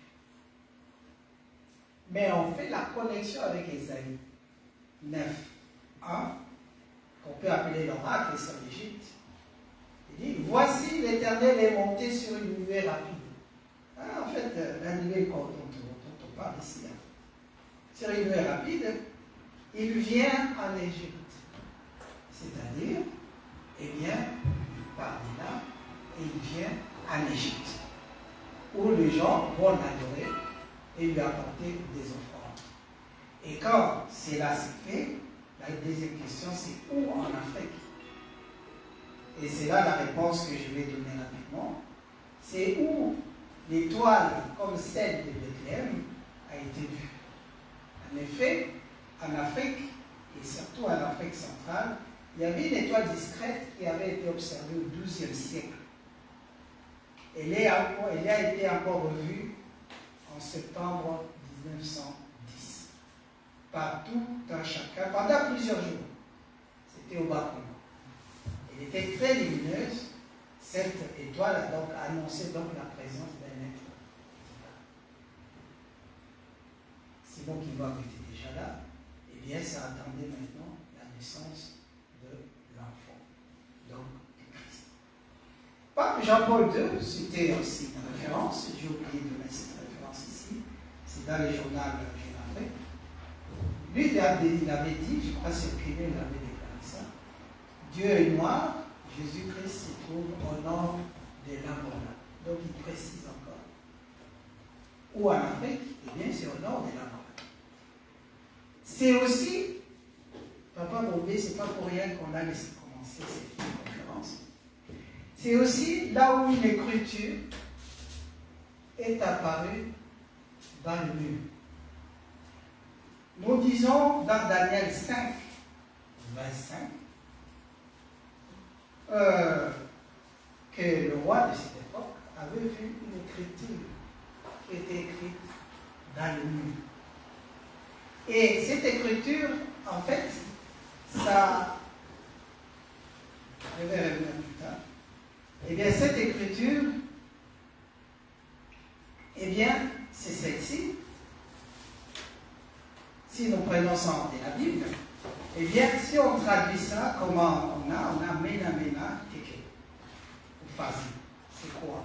Mena, c'est une unité, et cette époque c'est 50. Mena deux fois, ça fait aussi 50.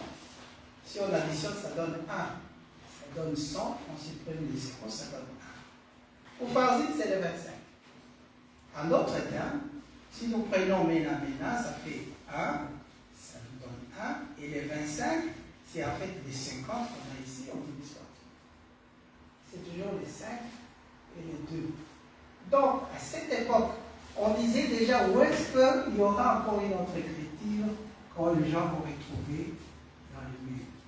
Et c'est là que celui qui apporte le secret de l'humanité sera lié. Et c'est là, nous le voyons donc, c'est en Afrique centrale et c'est au Congo que cette écriture a été vue. Donc c'est le Mandomé qui est en fait la signature dans le 5 et les 2. Donc c'est une preuve évidente et ça ne peut que se faire au Congo, bien qu'il y a bien sûr dans le monde, dans chaque pays, on dit ici il y a le Christ, ici il y a là, et c'est exactement ce que la Bible dit. On vous dira qu'il est là-bas, qu'il est là-bas, mais il n'est pas là, il faut avoir de preuves. Et c'est aussi là où l'adresse a été donnée. Cette adresse a été indiquée dans le lieu de l'ancienne adresse. Et ça, c'est à Capharnaüm, c'est en Israël où Jésus était. Eh bien, dans ce temple même, eh bien, il y a la carte du Congo qui était apparue. C'est comme pour dire, eh bien, je ne suis plus ici, je suis là où se trouve cette carte. C'est comme lorsque vous déménagez, vous avez la poste, vous laissez votre nouvelle adresse, vous dites, dès qu'il y a des courriers qui viennent, et bien vous allez mettre sur la nouvelle adresse. Donc c'est un peu cela. Et lorsque nous avons ça, eh bien nous dirons donc, comme nous l'avons situé ici, n'est-ce pas? Nous savons donc que c'est Papa Djalingana qui était né le 25 mai, c'est aux environs, c'est après la lumière qui est apparue en 1910, c'est en 1916, et celui-là c'est Jésus, il est venu donc installer son église. Et c'est l'église de Jésus-Christ par son envoyé spécial, Papa Simon qui parle. Donc c'est cette église-ci qui est en train de rayonner en fait par toute la terre, toute sa gloire, et qui en fait a ouvert la marche pour que tout le monde puisse aller faire des offrandes, puisse aller le louer, puisse aller le glorifier comme dit dans son folie, et bien les disperser, tous viennent en fait l'adorer.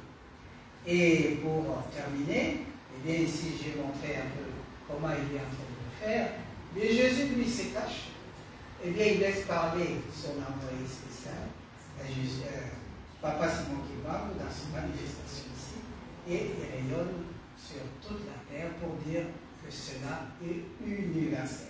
Alors, pour revenir donc à ma question de départ, eh bien c'est où? Eh bien c'est en Afrique, c'est en Kamba, c'est au Congo. Et pourquoi c'est une date universelle? C'est parce que, pourquoi c'est un événement universel? C'est parce que c'est dans le calendrier qui a sonné l'ère christique, eh bien, il y avait une fausse date. Il a fallu donc apporter la nouvelle date. Cette nouvelle date est venue apporter la vérité, et c'est cette vérité qui a été dévoilée pendant le temps ancien, pendant toute l'ère du poisson. Et cette révélation, ça ouvre la voie à l'ère nouvelle, qui est l'ère de vérité, qui est l'ère du verseau. C'est pour cela donc, cette ère du verseau, eh bien, ça va prendre le temps que ça va prendre, au moins 4000 ans. Et là, nous sommes déjà dans la direction. Et là, j'ai terminé.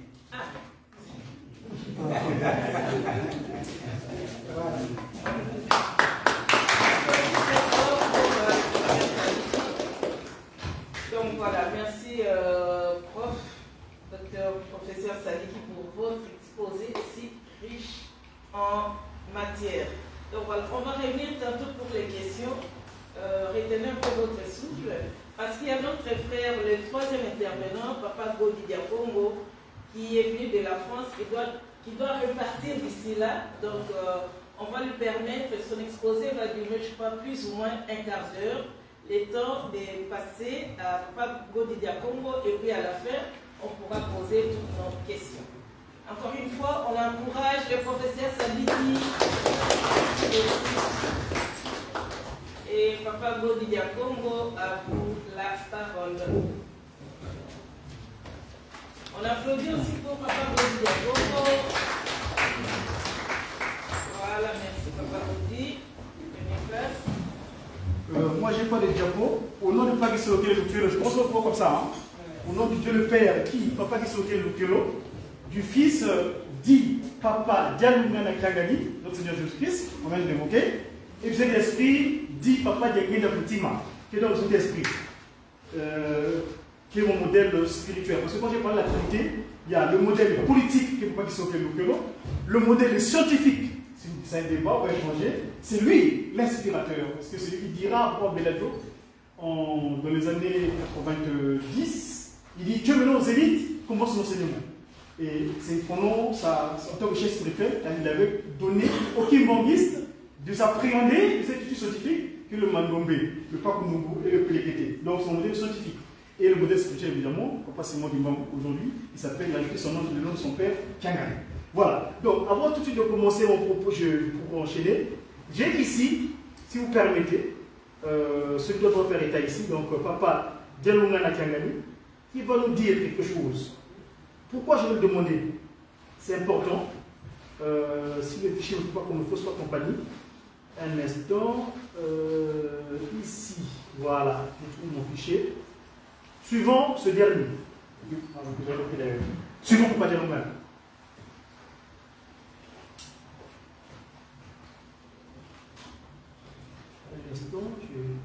Je supprime. Suivant ce dernier.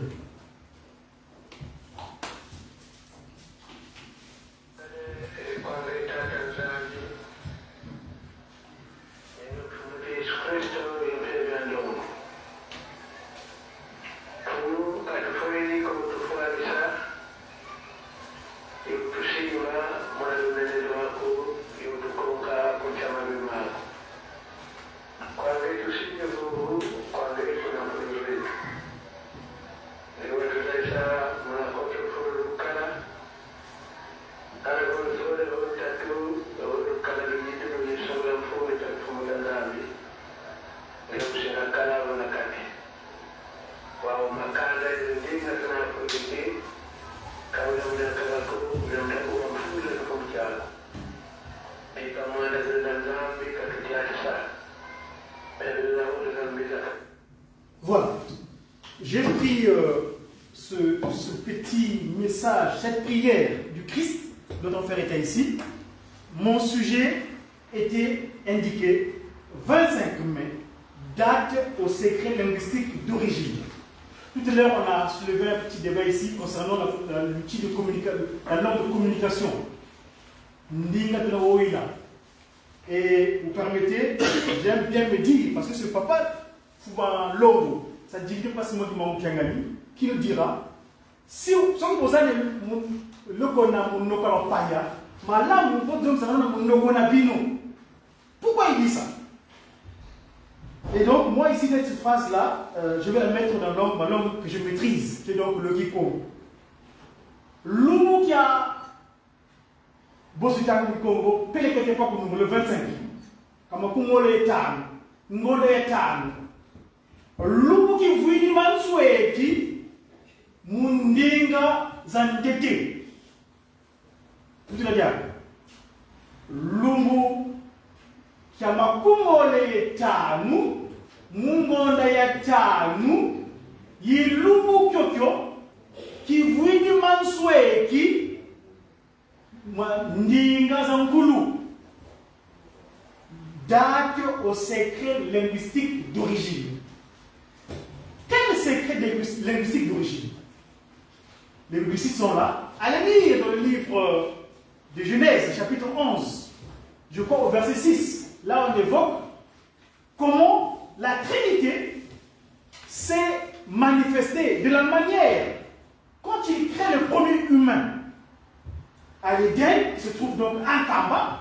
Pour d'autres questions, on va débattre, même si je repars le bus qui m'attend là-bas, mais je vais quand même essayer rapide. Un Kamba, à l'endroit où est né Papa Djengenda Kuntima, à l'endroit où est apparu la carte d'Afrique, le 3 février 1989. C'est un endroit là où Papa Djengenda Papa Dialungana, Papa Kisolokele, crée le premier humain. Et ça se passe, non pas dans une autre langue, dans la langue au Congo, s'il vous plaît. Et pourquoi donc ce Christ, mon grand frère, le reverend Zekani l'a signifié ici, le Christ Papa Dialungana, en 93, je crois, en 1994, il a tourné en Banzakiban, ce qu'on appelait Brazzaville. Je n'aime pas le terme, parce que c'est un maçonnique. C'est ça, Banzakiban. C'est depuis le prochain monument. Quand il est là-bas en ce jour, au moins il prend son oracle, il y a un autre à côté qui dit, là où nous sommes, on parle en Kikongo, là où nous sommes, papa, il y a beaucoup qui ne comprennent pas le Kikongo. Regardez le Christ qui répond. Mais, faut-il le boca. Ils doivent apprendre. Pourquoi? C'est le Christ. Nous l'avons partout. Le Christ, dans sa seconde venue, il est venu par le touchement du Saint-Esprit, qui est donc Papa Simon Kimba. C'est notre débat dont on parle aujourd'hui. Mais, dans leur processus, en tant que divin matérialisé sur terre, eh bien, lui, il dit, mais la petite langue. Il vient avec une structure, l'air. Mon doyen l'a fait ici. On est dans l'ère du Kimbongis, n'est-ce pas? Le Kimbongis. L'ère du verso, c'est l'ère du Saint-Esprit, l'ère de pas Simon du Kimbongis. Et dans le Kimbongisme, si vous regardez le style du Kimbongis, dans l'article 4, il est signifié. Le Kimbongisme a pour objet social de restaurer l'humanité dans son état premier. Or, l'état premier, nous n'avons qu'une seule langue. Nous savons à la Colombie, à la tour de Babel, les gens, c'est eux. Papa l'Éternel dit, allons, descendons. Donc, quand tu avais créé Adam dit, tout en va, créons. Cet article, le pronom pluriel, ça fait encore de nouveau. Là-bas, il dit, créons l'homme à notre image de ressemblance. Maintenant, pour confondre l'humanité dans leur but qu'ils avaient de pouvoir faire ce qu'ils étaient dans le tour de Babel, pour développer la sorcellerie, qui est arrivé à un état suprême, et bien, pour les confondre, parce que c'est la communication, l'échange, c'est ça qui fait l'unité. Aujourd'hui, on dit souvent, mon dosso qui est malade, mon côté, et pas si c'est pas ça que de Babel. Tellement que dans leur projet, il y a vos sacs, il a voulu que les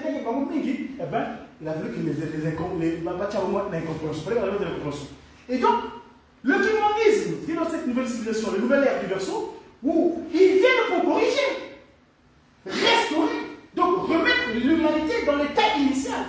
Et dans l'état initial, nous allons parler comment? Si ce n'est pas, nous savons tous que le lingala, le swahili, l'allemand, l'anglais, tout ça, le français, ils sont venus par erreur. Comment continuer à perpétuer l'erreur? Aujourd'hui, cette vérité est nécessaire. En ce qui concerne, par exemple, aujourd'hui, on a fait un anniversaire le 9 mars. On célèbre le 10 novembre peut-être. Il est vérité.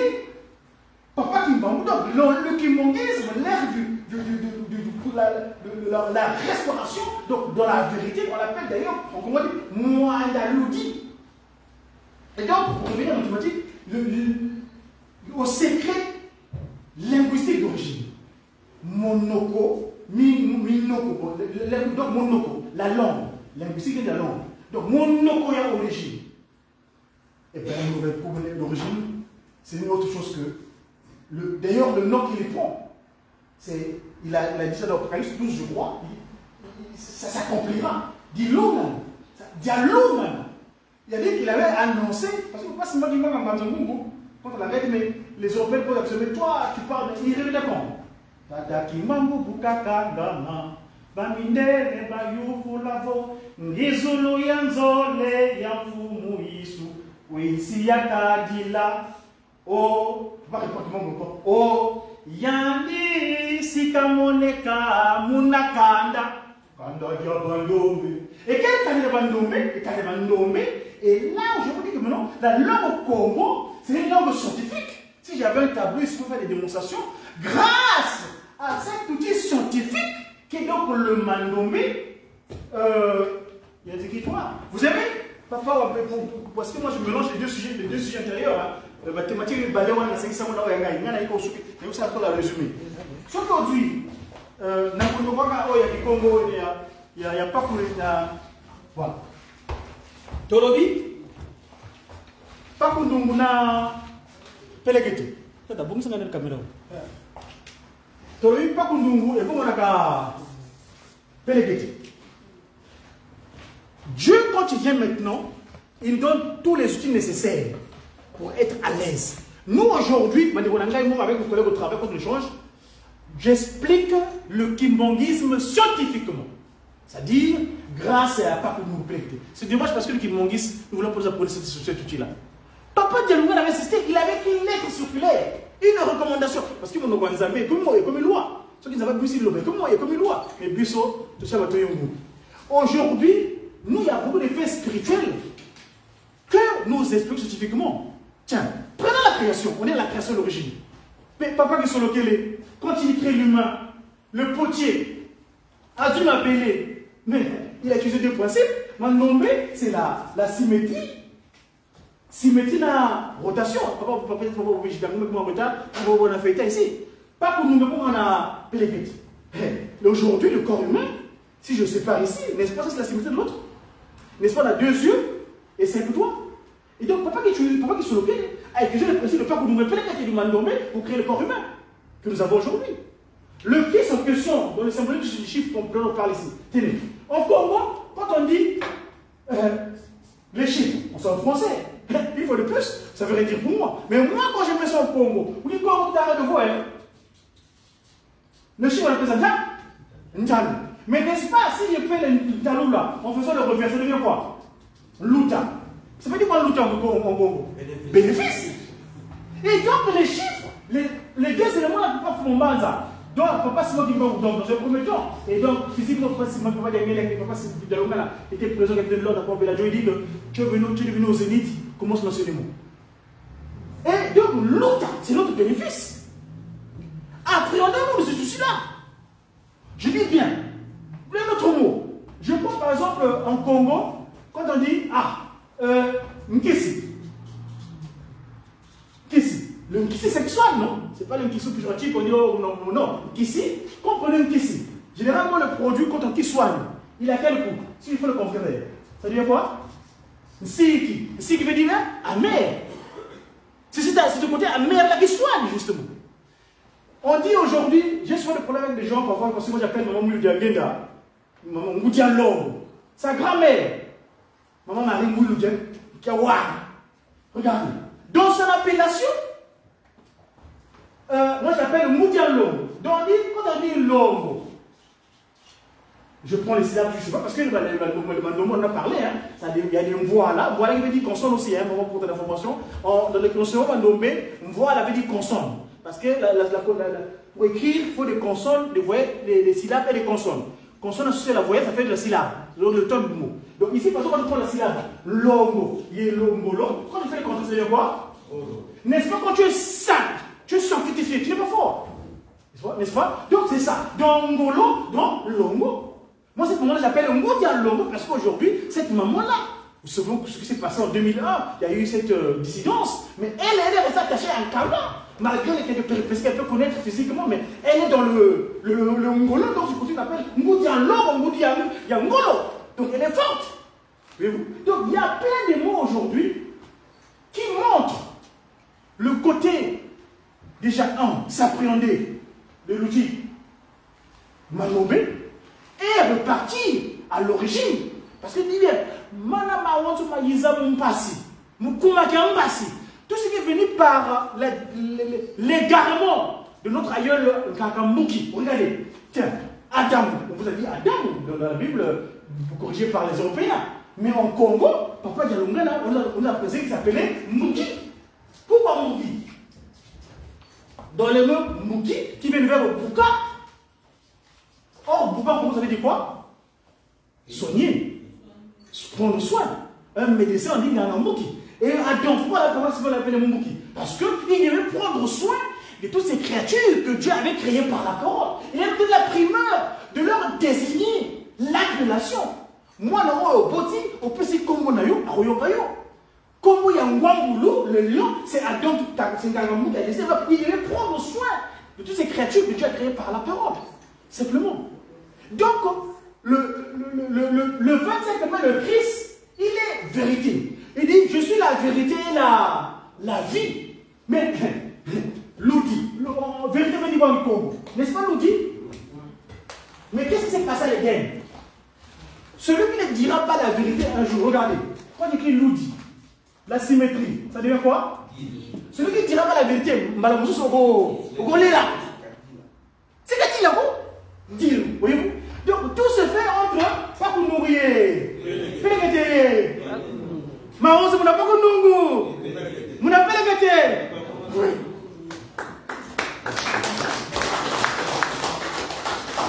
Donc, vraiment, je suis désolé.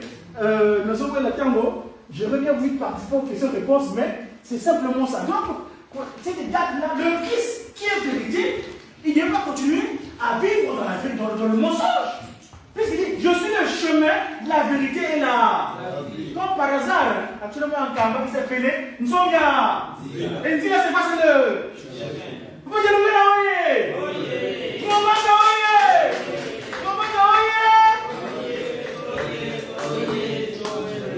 Ah, merci beaucoup.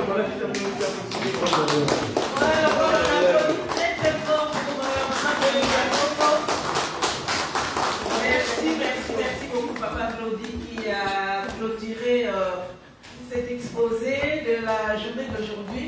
Voilà, nous avons tous été bien rafraîchis, on a appris pas mal de choses. Et maintenant, je pense qu'on peut passer aux questions-réponses s'il y en a 2 ou 3 et on va passer à un petit dégustement. Je ne sais pas si vous avez des questions. Il va devoir quitter, il va partir. C'est pas grave, on peut prendre le petit quart d'heure vite fait. Pourquoi tu veux dire les questions-réponses?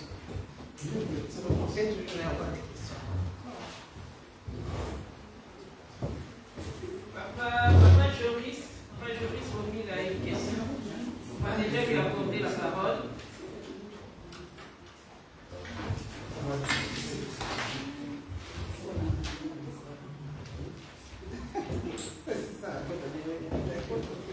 Ok, merci papa, maman Jolette. J'avais une question pour papa Sadik. Est-ce que vous savez en quelle année la carte du Congo a apparu à Jérusalem? Et à l'ancienne Jérusalem. Et la deuxième question. J'ai la classe en 2014. 2014. Elle a apparu. Oui. 2014. Attendez. C'est récent. C'est ça, mais c'est.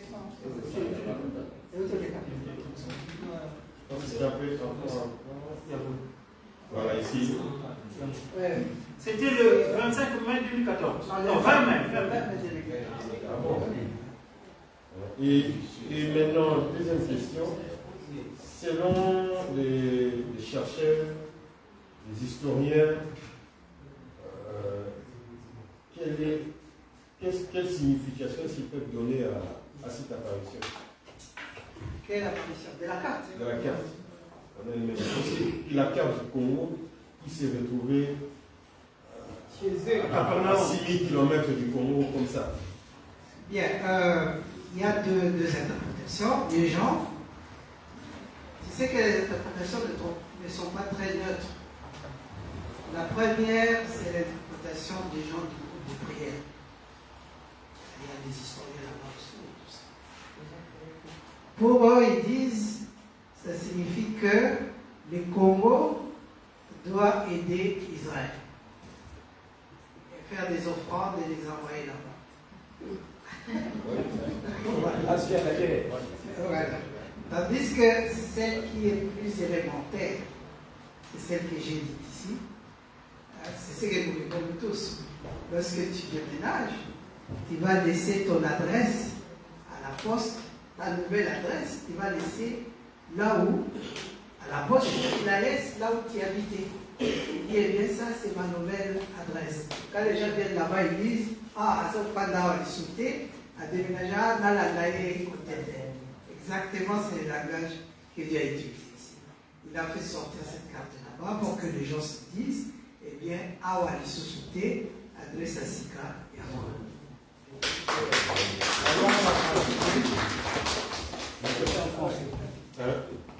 Oui. Dis-moi encore continuer la question. Pas de Les scientifiques maintenant occidentaux ne se sont pas prononcés concernant cette apparition. Oui, je dis toujours que ce n'est pas neutre. Eh bien, l'Européen, quand il trouve qu'il n'a pas intérêt dans cette histoire-là, il se tait.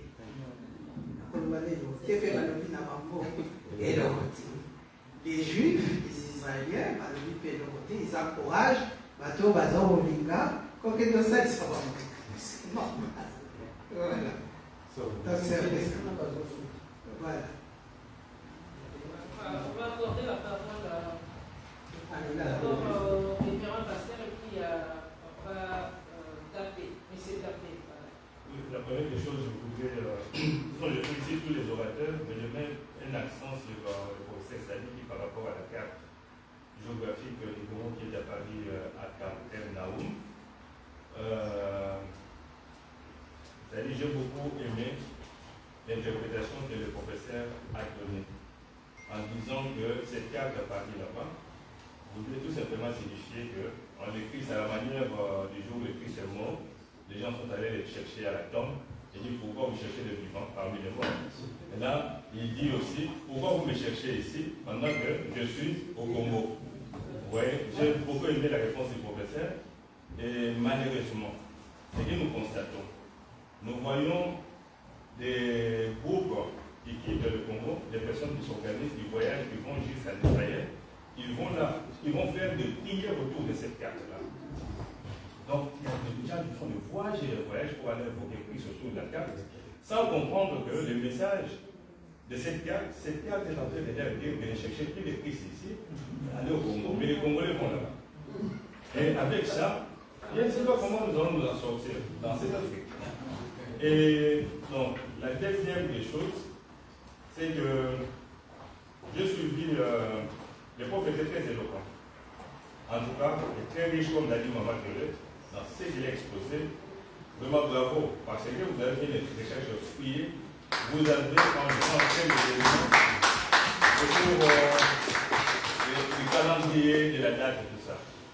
Et aujourd'hui, papa professeur, les scientifiques du monde entier, même l'Église catholique qui est vraiment qui est le porte-étendard de la date du 25 décembre, ils savent que Jésus-Christ n'est pas né le 25 décembre. Cette date-là, même le visage de Christ, ils savent que le visage des affiches, ce n'est pas le visage de Christ. Ça, c'est une production artistique où on a mélangé l'art gréco-romain. Bon.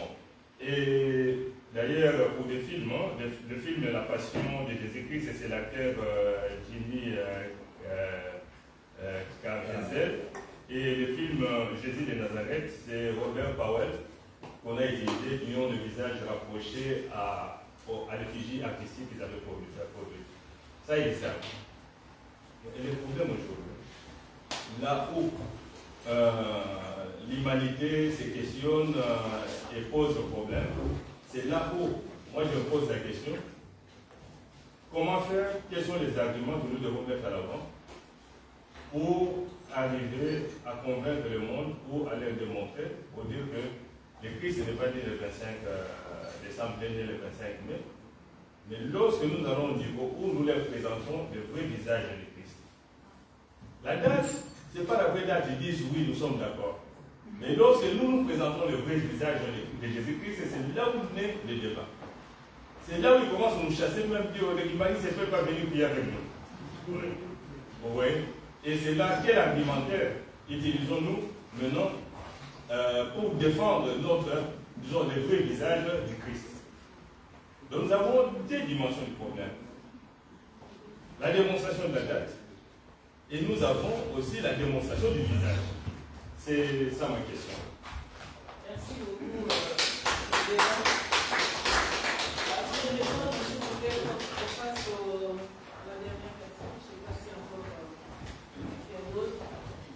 Bonsoir à toutes et à tous. Quelques petites préoccupations. Malheureusement, je m'excuse d'être un peu arrivé en retard. Quand je suis arrivé, c'était le professeur qui parlait. Et dans son exposé, lorsqu'il a parlé des calendriers, en écoutant le calendrier qui tient la nulle part, je voulais qu'il m'explique. C'est la première préoccupation.